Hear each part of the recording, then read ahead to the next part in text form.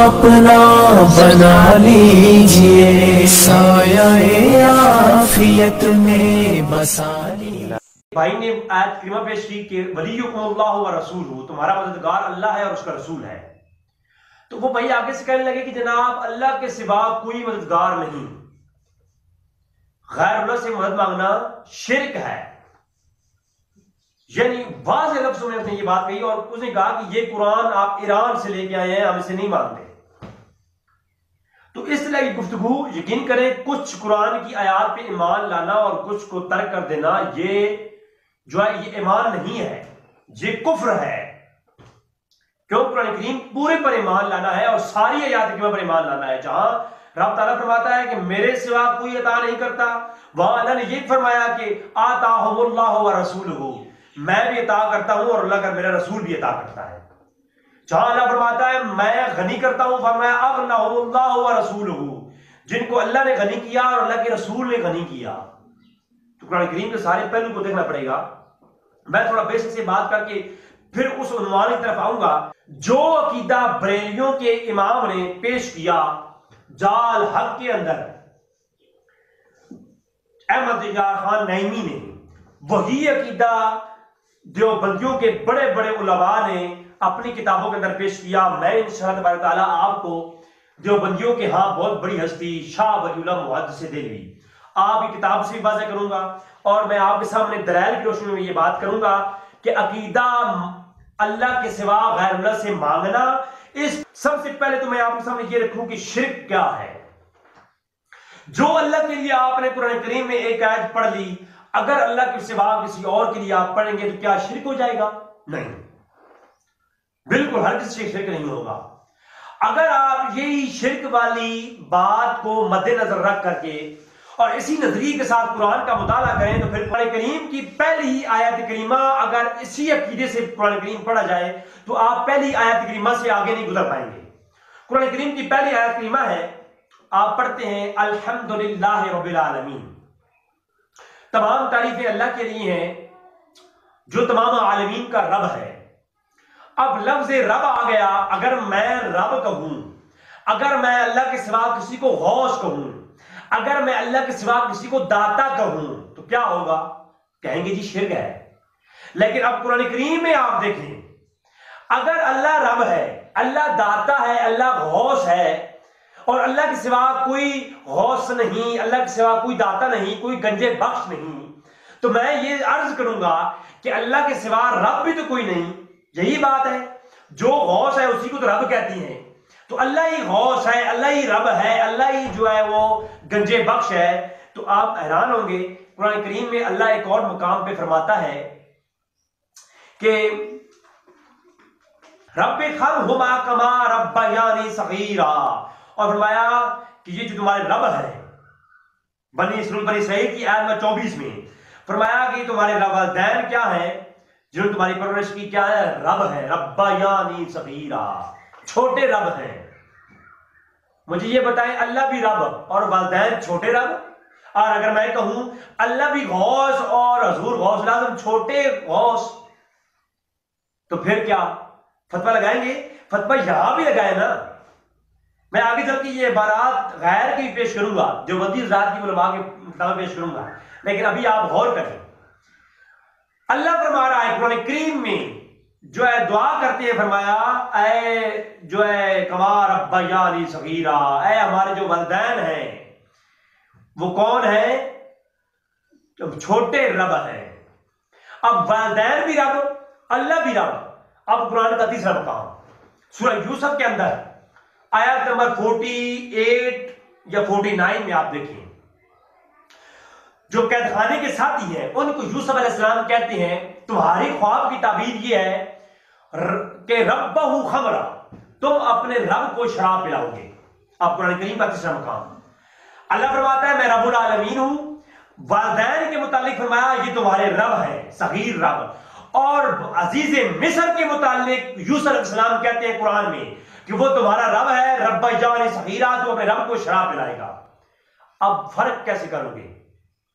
अब फर्क कैसे करोगे? अब अगर गौस हम कहें अल्लाह को भी, और गौस माने हम गौस अब्दुल कादिर जिलानी को भी, तो तुम लगाते हो फतवा शिर्क, अब यहां भी लगाओ फतवा शिर्क कि अल्लाह भी रब, और कुरान कह रहा है अजीज मिस्र बादशाह भी रब और वलदैन भी रब। अब तुम्हें हकीकी और मजाजी का फर्क करना पड़ेगा। अल्लाह हकीकी रब है और अजीज मिस्र को रब बनाया है, तो वो अल्लाह ने अल्लाह की अता से है, और हमारे वलदैन अगर हमारे रब हैं, पालने वाले हैं, तो वो अल्लाह की अता से हैं। अब लफ्जों की हेर फेर नहीं है, बज़ाहिर हम फतवा शिर्क नहीं लगाएंगे। अल्लाह अकबर, जिसने किसी को मुशरिक कहा और वो मुशरिक ना हुआ, तो शिर्क उस पे लौट आएगा जिसने जिसको शिर्क मुशरिक कहा होगा। तो लिहाजा किसी को मुशरिक ना कहें, ऐसी किसी में फतवे ना लगाएं, जो कुरान करीम का असलूब है उसे समझें। अल्लाह फरमाता है अब हम मोमिन हैं।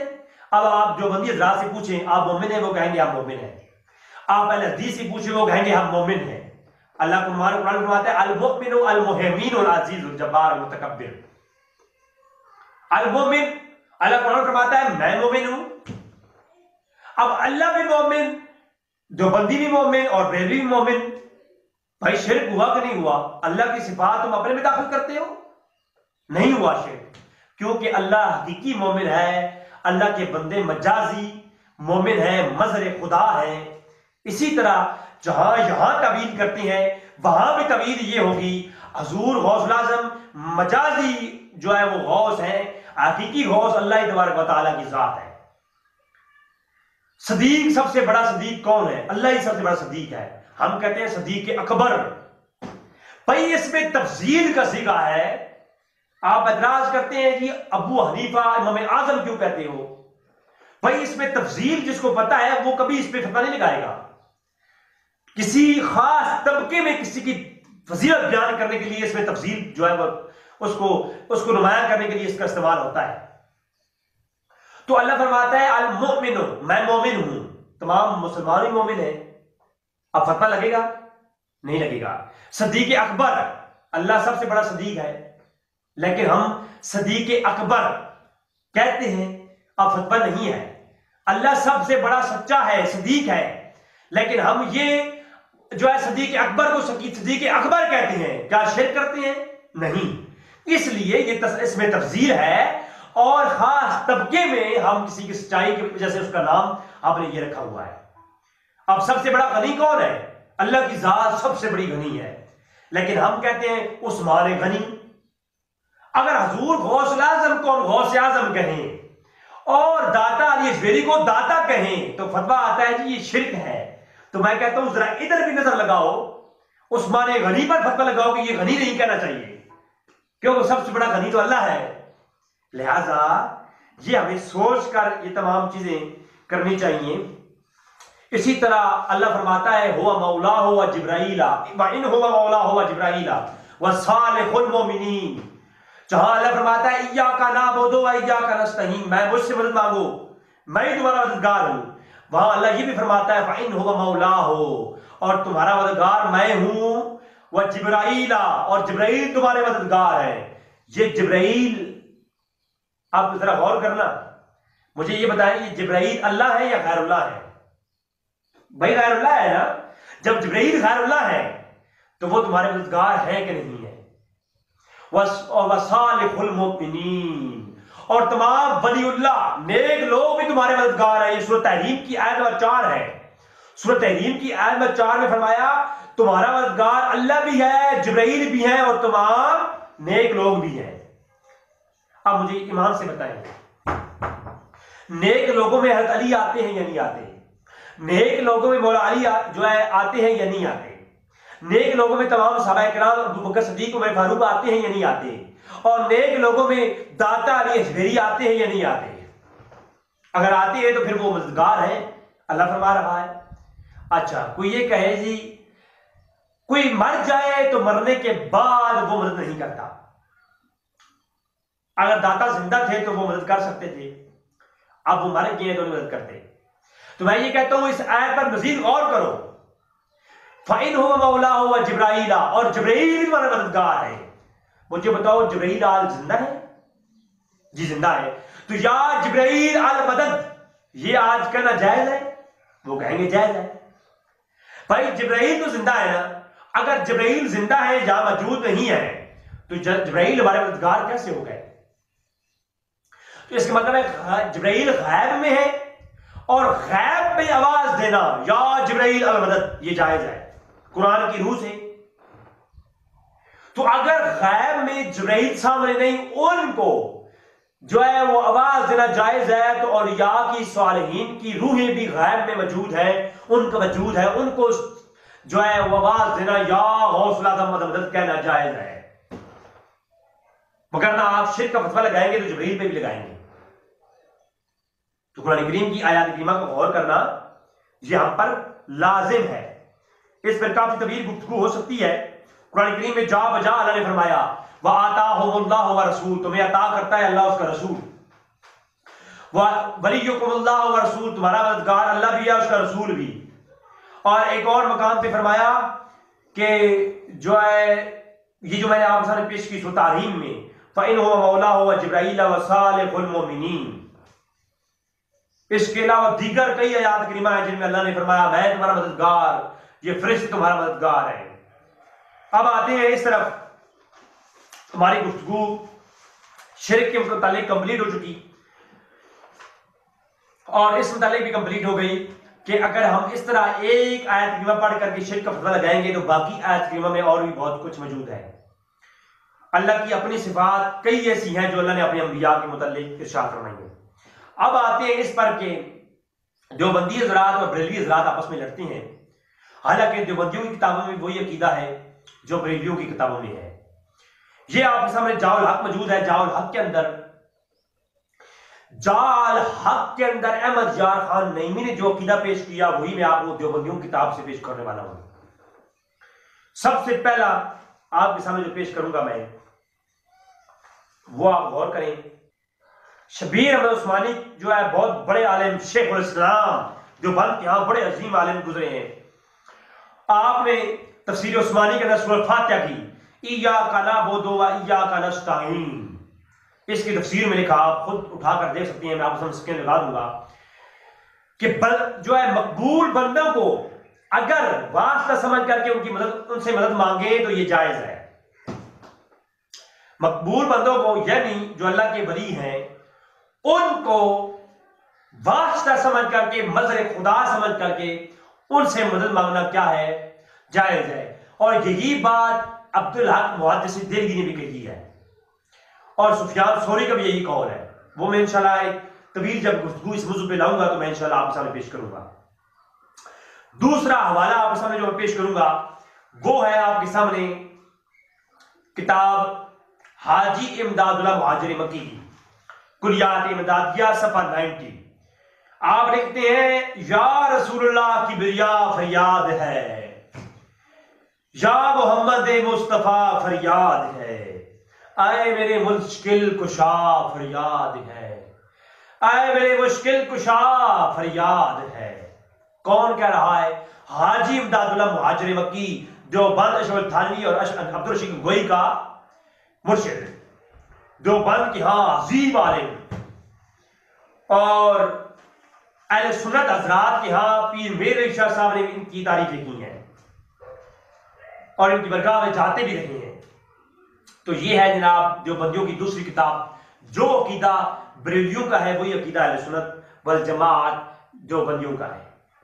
तीसरी इसी किताब कुलियात इमदादिया के अंदर हाजी इमदादुल्लाह मुहाजिर मक्की कहते हैं एक हदीस के तहत, एक हदीस को लाके उसके तहत कहते हैं कि ऐ अल्लाह के बंदो मेरी मदद करो, ये कहना, ऐसे पुकारना या अब्दुल कादिर जिलानी अल मदद, ये पुकारना ये क्या है?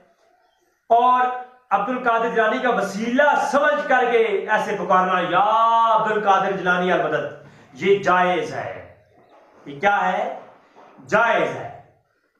और इसके अंदर मजीद कहते हैं कि अस्सलातु वस्सलामु अलैका या रसूलुल्लाह कहने में मुज़ायका नहीं है, या रसूलुल्लाह अल मदद कहने में भी कोई मुज़ायका नहीं है। ये कुलियात इमदादिया आपके सामने नजर आ रहा हो। इसके अलावा नशरुत्तीब के अंदर अशरफ अली थानवी साहब ने पूरी नात लिखी है। कहते हैं दस्तगीरी मेरी कीजिए या नबी, कश्मकश में हूं तुम ही मेरे वली। या नबी कहना शिरक है तो अशरफ थानी साहब ने क्यों कहा। और दस्तगीरी बजिस तुम्हारे कहां है मेरी पनाह, फौज कुल्फत मुझ पे गालिब हुई। और अब इब्ने अब्दुल्ला जमाना है खिलाफ, आके मौला मेरे खबर लीजिए मेरी, मौला मेरे, मौला मेरे, ऐ मेरे मददगार मेरे नबी करीम आप मेरी खबर लीजिए। तो अगर नबी करीम को मौला समझना और उनको पुकारना ये शिरक है, तो अशरफ थानवी साहब क्या मुशरिक है? हाजी इमदादुल्लाह मुहाजिर मक्की मुशरिक है, उस्मान तक शबीर उस्मानी मुशरिक है, जो बंद के इतने बड़े आलिम। तो किताबों में ये अकीदा है। अब बाद में कोई देवबंदी अजीब अजीब अकीदे पेश करे तो वो देवबंदी नहीं है जी। अगली मैं आपके सामने पेश करता हूं हाजी इमदादुल्लाह मुहाजिर मक्की का एक और इसी के अंदर बहुत खूबसूरत नात लिखी। तो कहते हैं जहाज उम्मत का हक ने कर दिया है आपके हाथों, अब जो चाहो तो डबो दो या तराओ या रसूल अल्लाह। तो या रसूल अल्लाह की पुकार के साथ हाजी इमदादुल्लाह मुहाजिर मक्की ने पूरी नात लिखी है। ये भी आप सब देख लें जरा।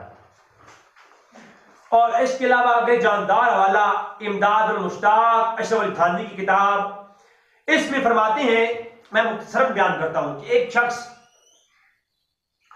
जो एक कबर वाले से पहले उसने वादा किया था और उस अल्लाह के वली ने उसे कहा था कि मेरी कबर पे आ जाया करना, तुम्हें रोज एक दो आने मिल जाया करेंगे।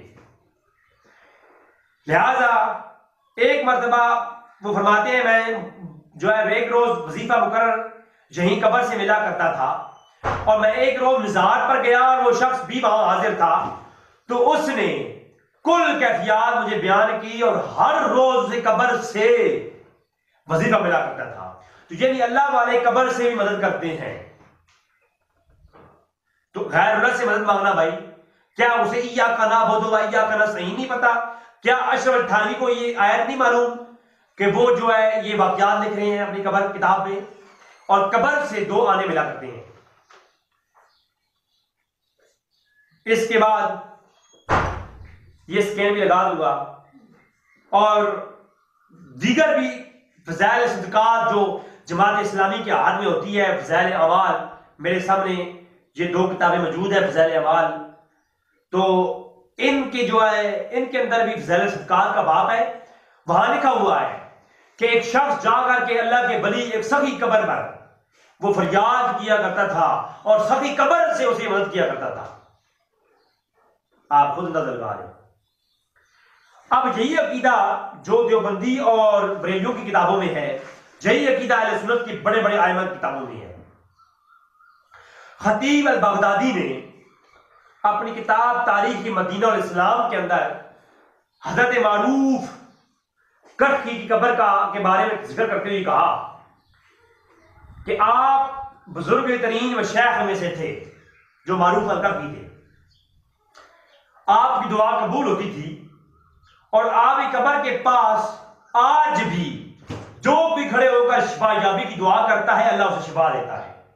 और बगदाद में ये मशहूर है कि मारूफ अल करखी कबर मुजर्रब अक्सीर है, कि ये बात पक्की ढकी है कि जो है मारूफ अल करखी कबर से जो है वो शिफा होती है। तो यानी नेक बरियों कब्रों से भी फैज मिलता है। ये आप जो है तारीख अल इस्लाम तारीख खतीब अल बगदादी को पढ़ सकते हैं। और इसी किताब के अंदर अगली रवायात है कि कज़ाए हाजात के लिए हज़रत मारूफ करखी कबर मुजर्रब है। जो बंदा भी 100 मरतबा सूरह इखलास पढ़ करके जो चीज भी मारूफ अल करखी की कबर से तलब करे अल्लाह उसे अता फरमा देता है। और इसी किताब के अंदर आगे चलकर ये तज़किरा करते हैं इमाम शाफई का।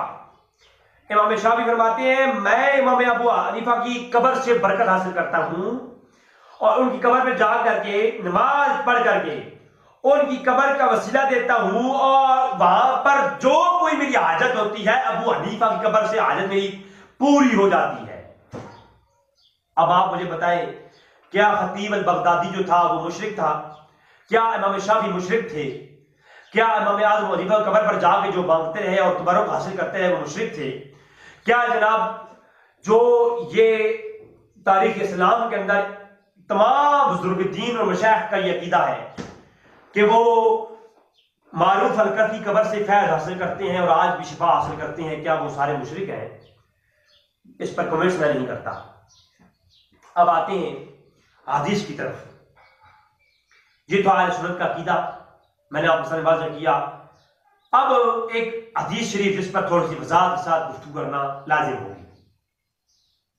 मैं लाजिम चाहूंगा कि इस पर गुफ्तगू तवील हो।